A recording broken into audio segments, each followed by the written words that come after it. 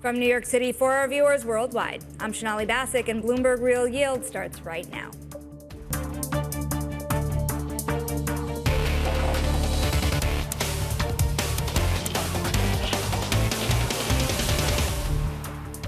And coming up, a tame PPI print brings investors some comfort after CPI and jobless claims went in a surprise direction. And Fed speak this week leans towards cuts, but maybe smaller than traders thought. And big banks report earnings, and we're expecting a wave of issuance from Wall Street's giants. But we begin with the big issue, deciphering the data. Essentially, the economy looks pretty decent on our end. We've now got a normal, good economy. And inflation is still slightly above the target, but it's falling. Within that, we are seeing just this continued stubbornness in the inflation picture. We are in the opposite of stagflation right now. Looking at an inflation accelerating story doesn't make sense. Inflation is still last year's story. The last thing the Fed wants to do is stoke those flames of inflation. We still believe that they cut twice this year, 4 times next year. The North Star is that the Fed is on an easing path, and I think that's what's important. We're not sure the Fed has everything under control the way that they want to, and that is a risk. Rather than a soft landing or no landing, let's call it a touch and go landing. So we are closer to a no landing rather than a soft landing scenario. Data always matter, but 1 month does not change the narrative. Now, this is now the one chart that's haunting policymakers. If you take a look at the white line here, this is the course of inflation in the early 1970s here, and you can see a cooling and then a reheating once again. This blue line here, this is the gamble. This is where we are today, and there is always a risk if we cut too far too soon that we see what we saw back then once again. You flip up the board here, and you see the gamble playing out in the way that traders are behaving. You see that movement away from the idea of at least 2 25 basis point cuts really starting to change. You have this white bar here, which is November expectations, and the market is starting to price in less than 25 basis points worth of rate cuts, but we are still really hanging on the edge here. Billionaire investor Ray Dalio said he's not expecting significant rate cuts going forward from the Fed. First of all, I don't think you're going to get significant cuts in rates. I think the economy, by and large, right now itself, is in relatively good balance. So if you look at where growth is, where inflation is, and so on right now, and you have a political year, I think the markets are getting ahead of themselves with expecting that. And I think the risks are more on the upside than the downside. Joining us now, Matthew Diczok of Bank of America and George Bory of Allspring. Matt, you look at the way market expectations are changing. What do you now expect? 1, 2, or none? So our forecast from the top of the house is we're expecting 2 cuts this year and probably 5 cuts next year. So the Fed kind of reducing rates 175 basis points or so. But we want to be careful on that, right? We recently moved to actually a neutral duration position from a long duration position. And that's because a lot of juice has been squeezed out of that orange. We were talking a year or so ago, rates were 5%. So our trend belief is our rates will be flat to down from here, but we're not looking to put a lot of capital at risk on that belief. And so we moved to a neutral duration position, but we do want to at least be neutral. The argument is neutral long, not being short right now, in our opinion. Fascinating. What do you think about this, George? You know, we were talking earlier this week to Citadel Securities, global head of rates as well. You see the market turning tactically short in some areas as well. Would you go short, or do you think that there's more room to run here? So we think that the Fed is in the midst of a mid-cycle adjustment, which is very data dependent. And so, as you've heard on all the clips we just highlighted, the pace matters quite a bit, and there's still a lot of uncertainty. It's hard to say with a high degree of conviction that they're going to be able to march the Fed funds rate all the way down to neutral in the next 15 months. They might, but I think it's difficult to say that with any degree of conviction. The bias is to cut rates, and so that's where the Fed is ultimately going to lean, but they are very, very data dependent. And as we've mentioned, the economy is in good balance. You've got growth, you've got inflation, and you've got employment or unemployment, all relatively close to target or trend. So we think kind of this steady state means, from a duration perspective, not a great directional sort of environment. Up or down is still uncertain. However, the shape of the curve is something that is very monetizable. And we still think kind of positioning for kind of steeper curves is the right trade. And we have seen some of that kind of play out. We saw some of that play out earlier this year, a little bit of reversal going into the Fed meeting, and then a meaningful re-steepening after the payroll report. So we still think curve steepener is much better, a higher conviction view, than just a straight directional rates up, rates down. We're in a nuanced environment where the bond market is trying to figure out, just like the Fed, where's the data and how should we be positioned? On October 1st, on the 10-year, we were at 373. Today, we're at 407. How much more risk is there here to the long end of the curve or longer ends of the curve? So it really depends on the time frame you're thinking about. If you want to be a little bit on the short-term side, Paul Cian, our technical strategist, actually expects sort of a bump here, more buyers to emerge around 410. But again, I totally agree with that last comment that rate risk is not obviously clear, not obviously compelling here. Again, we believe the trend is going to be flat to lower from here, but not nearly as much as it's been. That call for a steepening, a much more higher conviction call. So pulling back on rate risk, just being neutral, feels like the right call at the moment. What are some of the bigger issues, George, here behind the long end? This week a lot of people have been talking about the fiscal situation. You had that report out by the Committee for a Responsible Federal Budget kind of saying either way you go, either presidential candidate would add a lot of debt to the economy. The degree of range here is stunning. $3.5 trillion for Kamala Harris, $7.5 trillion for Donald Trump added through the next decade, according to the report. What does that mean for where treasuries go? No, that's a great point. The long end of the bond market is a very, very technical segment of the market. Buyers and sellers are out there for very specific reasons. Long dated issuance, funding, meaningful capital, or funding for governments. And then the investors that invest out at the long end, typically have liabilities. It is not just sort of a, there's a trader's market, but it's very, very technical. Now, your point about supply, Treasury supply is clearly high and going higher. One of the issues will be not so much just the notional volume of debt that the government needs to issue to fund itself, but the duration of that debt's going to get longer. Bill supply went up dramatically over the last 12, 18 months. That is likely to come down a little, and the government will have to refi longer and longer duration positions. So finding those buyers is going to be a little bit more tricky than it has been. And then you sort of layer on what's happening fundamentally. And as we just mentioned, the economy is doing well, yet the Fed is cutting rates. And so the long end is on edge, so to speak. We haven't even mentioned the potential of the political changes that may ultimately spur, sort of further spending. So we take kind of a cautious, a cautious approach to the long end, which is one of the reasons why kind of that steepening bias to us is better way to sort of express fixed income portfolios than having a longer duration bias.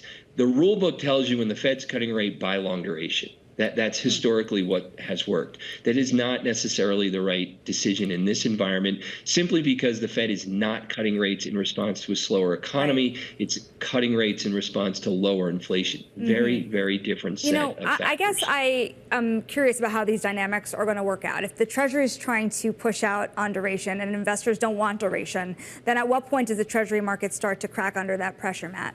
We actually don't dismiss any risk. We don't think that's a big concern. When I started in the business back in the mid-90s, there was about 4 trillion treasuries. As recently as 2007, there was about 8 trillion treasuries trading the market. There's now close to 24 trillion. Rates didn't spike, they didn't go up. The history of debt in developed economies over the last 30 years, Japan, Europe, the US, higher debt at the federal government level, while technically increases supply over the short term, over the longer term might slow economic growth, might actually bring rates down. So we think that where rates are positioned and valued right now, again, you could look at real yields. They're sort of 1.6 to just over 2% across the curve. That's a lot better position than when they were negative 2% in 5 years a couple years ago. So we think the real inflation-adjusted yields are compensating investors for that. And we don't want investors to be scared of supply. Actually, being neutral or long duration over a longer time period, higher debt levels could actually bring rates down. It might be good before the positioning, as counterintuitive as that might seem. And really quickly here, Matt, how concerned are you about sticky inflation moving forward from here, particularly after the election? I thought the chart you used was excellent. That chart of the 70s, if you go back to the 1970s, go back to World War II, go back to the 1910s, we've seen 3 high inflation episodes in U.S. history. Each time, inflation didn't spike once, it spiked 3 times. That is globally consistent. So we don't think that's going to happen, but we think the risk is underappreciated in markets right now. We would keep an eye on that. And again, that's why we think neutral duration here is probably the right call overall. Really quickly here, George, we have about like 30 seconds left. Do you worry about a 70s style scenario?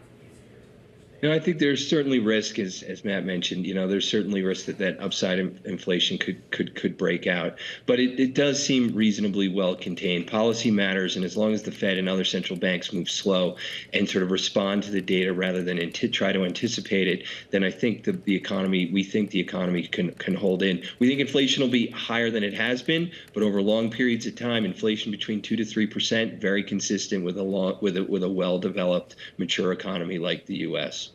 Matthew Diczok of Bank of America and George Bory of Allspring Global, thank you both so very much for your time. Of course, a lot to digest in this bond market. And up next, the auction block. Some of the big U.S. banks kicked off earnings earlier today. The industry is expected to have a barrage of bond sales, which could start as soon as next week. We're going to talk credit next. This is Real Yield on Bloomberg.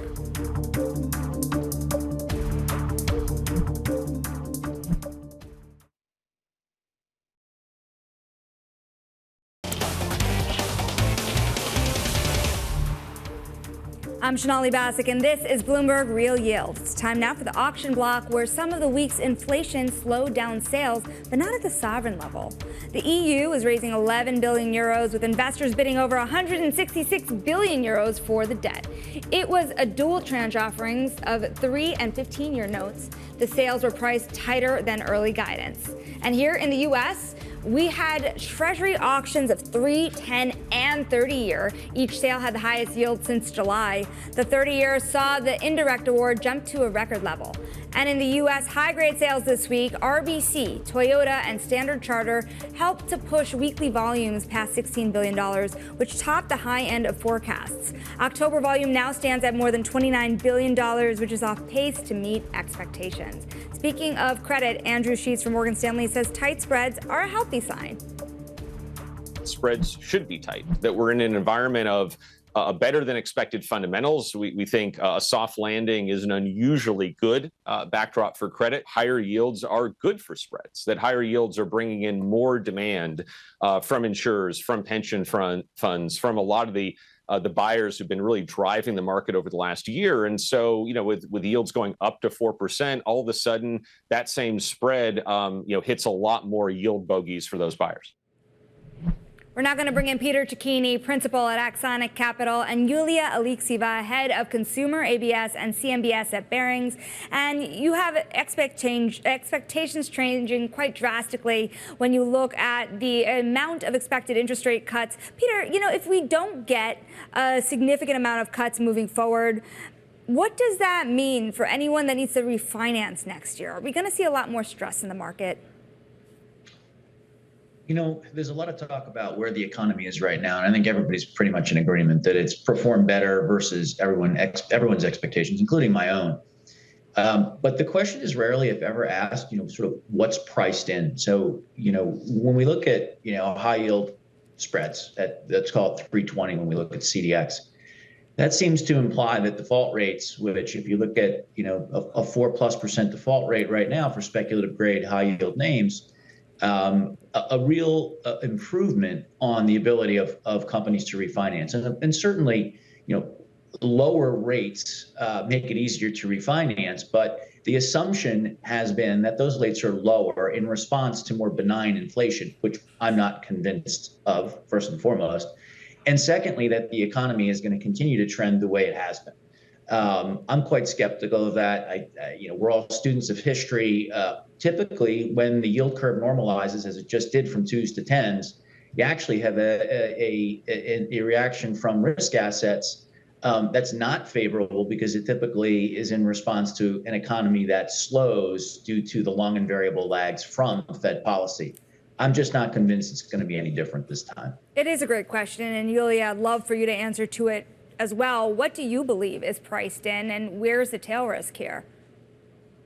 Yeah, absolutely, Sonali. And the way we think about it, we're generally in consensus with growth and inflation, but we have actually had a more moderate view about the required depth and pace of cuts. And even coming into the September cut, we were in the 25 basis point cut. So the 50 basis points that we got felt a little bit like an overhedging on the behalf of the Fed, who was concerned about potentially cooling labor market. But what we've gotten in terms of employment report at 4.1% actually surprised to the opposite. And the U.S. labor market has been strong, has been resilient. So I think it does muddy the water in terms of the outlook of the next two cuts. Looking at the totality of data right now, we do think we're going to get two more, one in November, 25 basis points, and one in December, 25 basis points. And thinking of inflation, which now I think introduces an additional wrinkle, given we've gotten a hotter than expected inflation report very recently, to us, that's actually a risk that's likely going to be low. I think the reacceleration will be more of a bump on the road for the Fed, and I think it will not dramatically change the way they look at the macro picture more broadly. And I will give the Fed, credit. I think they've done a great job this year in terms of being a steady hand at the wheel. And I think the data dependency path will continue, and some of those choppy and noisy data points that we might be getting in the near term will actually not sway them in any dramatic way. And I think it's very nice that they have ample room and I would say plenty of ammunition to potentially respond to any unexpected risks that may arise on the dual front, either labor market cooling significantly faster than expected or inflation reaccelerating from here on. But either way, I think the backdrop is actually setting up for a pretty favorable fixed income outlook. So I want to go a part to the market that a lot of people have their close eyes on, and you saw it in the University of Michigan data this morning that clearly Americans are still struggling from the cost of shelter, and the housing market has been pretty gummed up. JP Morgan this morning really saying that one cut is not going to do a whole lot when you have so many mortgages below 5%. Peter, at what point does the housing market become a bigger problem? Well, it's been extraordinarily resilient in terms of price. There's been a tremendous amount of home price appreciation, and people have an awful lot of equity in their homes. And in particular, it's one of the reasons why we're seeing such a bifurcation, in our view, between, the subprime consumer and the non-subprime consumer. And home equity is a big part of what's sustaining consumption for higher FICO borrowers and homeowners. Because of the short supply in the housing market, we're still relatively sanguine on home prices. And so that's actually an area that we've been investing in for the past several years and continue to remain pretty constructive on, even as the economy slows. Given your closeness, Yulia, to the mortgage market as well, wondering how you are trading around it at this juncture. Yeah, I would echo some of the same themes that Peter just brought up around the consumer. I think starting in 2022, we have gotten more concerned and I guess stepped away from the deeper subprime sectors of the market across auto, personal loans, credit cards. And we've seen a rise in delinquencies that have been kind of sustained from there on. And that homeowner aspect, I think, is crucial to the equation right now because effectively anybody who has been a homeowner in the U.S. has benefited from very strong house price appreciation over the last couple of years and has benefited from that, tremendously favorable lock-in effects of very low mortgages. And so they're very well positioned into the future, which is why we kind of favor any sectors that do have exposure either directly or indirectly, sort of more secondarily to the U.S. homeowner. And the flip side of that is actually the low-income renters are the one that are probably going to suffer the most, particularly if the inflation, respikes from here on. But they have not benefited from the HPA growth, and in fact, they've actually been hurt by the resetting rents that have been spiking higher, on top of increasing costs. And if you do look at the University of Michigan data that came out today, clearly the concerns about the sort of cost of shelter, cost of living being on the rise far outweigh any optimism around, potential increase in future wages. We only have about a minute left here, but would love to hear from both of you. Peter, what is your favorite trade at this juncture? We, in sort of mid-July, we like being longer duration and extending portfolio duration. We didn't like that trade quite as much when the 10-year yield was at 360, but back up here at 410. We think that's a good place to be. So we like buying the 10-year here, being longer duration. 410 seems to be the sweet spot. Bank of America saying something very similar. Yulia, favorite trade? Yeah, for us, it's the same trade we've talked about early in the year, and the thesis is really big overweight to securitized credit. It does provide very meaningful pickup to plain vanilla corporates, and the technicals this year have been exceptionally strong, so that really supported very strong performance in the asset class. We are on track to record issuance post-GFC in terms of new issuance ABS volume, surpassing potentially $300 billion for 2024. So there's very strong risk on sentiment, and that has been actually fueled also by very strong insurance company appetite that has a very strong bid for both public and private securitized assets. Right. Peter Cecchini of Axonic Capital, Yulia Alekseeva of Barings. We thank you both for your time. Have a great Friday. Get some rest. Of course, it's a busy week ahead. And of course, still ahead is the final spread. We'll talk about what to expect. More big bank earnings on the way. This is Real Yield on Bloomberg.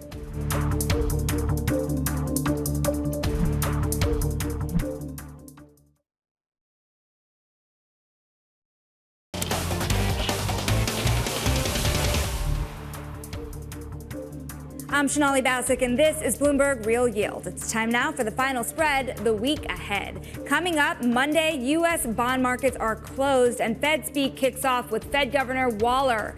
And the Paris Auto Show gets underway. Tuesday, more big bank earnings roll on. Goldman, Bank of America, and Citigroup, along with more Fed speak from Mary Daly. Wednesday, my interview with investor Stanley Druckenmiller, and more bank earnings march on with Morgan Stanley as well. Thursday, an ECB rate decision along with a double dose of U.S. data and retail sales and jobless claims. And Friday, housing starts, building permits, and China GDP. For my final thought, let's look ahead to those bank earnings because, of course, you've seen the bank stocks just on a tear after J.P. Morgan's results, and you have the investment banks also riding higher on promising results from the biggest of the investment banks out today. But of course, we'll get a better read on the consumer from Bank of America and Citigroup with those large credit card businesses. That is where the net interest income growth is. Let's see if that can keep going with less rate cuts than expected. Of course, after the first rate cut, these are the first set of results from New York. That does it from me. Same time, same place next week. This was Bloomberg Real Yield, and this is Bloomberg.